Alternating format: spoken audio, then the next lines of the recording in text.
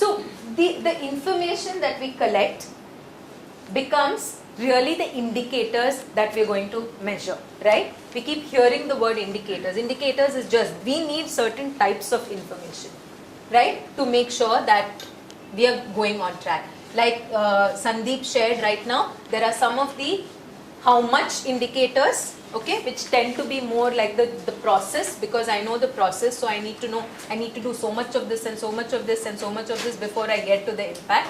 And some of them become impact indicators, which is like your larger, whether have I done good by what I wanted to do, right? Have I achieved what I want? Have I genuinely rehabilitated so many vision impaired people, right? So that becomes your larger impact indicator, which you generally track on an annual basis, because it's a little difficult to evaluate. The interventions itself take time in the kind of work that we do.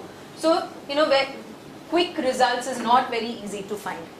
So you have, they are measurable, they are very, very tangible measures. If something empowerment, if that word cannot be measured, what can we measure to show that there is empowerment? What does empowerment really mean? That the child is able to take a bus to go by herself somewhere. Does that, you know, what do we mean by the words that we use? If we say awareness, what do we mean by awareness? Does somebody know where a place is? Is that awareness? What do we mean? How do we know that that person has become aware? So really, really tangible and clear signs. Okay, accessing, which is why you know, I asked you, what do we mean by access? How many times do we want them to come? How will I know that they're genuinely accessing the center? Okay, really to be, we are clear then. It's so, to be very, very clear about that, right? They're tangible signs that something has been done or something has been achieved. Percentage of malnourished children is really if I show a reduction in the number of malnourished children.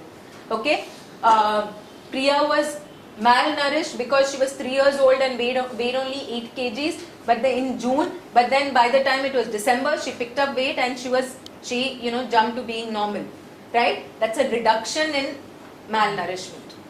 So actual reduction in the number of malnourished children is an impact indicator, which probably you may not see on a monthly basis, very, very hard to track it. So those kind of things are generally tracked on an annual basis or half yearly basis if it's possible to track, right? But there are other indicators to show that we are moving towards that. That's when we know that, you know what, maybe Priya is not going to become normal at all, because these things are not happening. You know, she's not being breastfed, complementary food is not being done, she's falling ill constantly, she's in and out of the hospital.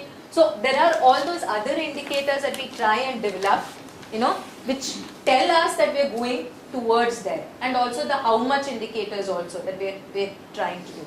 So the information that we need, what we need to do is really frame them as indicators very clearly. We are saying that, okay, you pick up the phone and you ask your team, how many children have been screened yesterday, right? Number of children who've been screened. That's an indicator, right? How many children, I don't know what the intervention is, but to kind of break it down so that you're able to measure it very, very clearly. So once you know your goal and you know what information you need, you make that information as a tangible indicator. Something that the minute somebody reads it, they know exactly what you mean. It needs to be that clear as an indicator.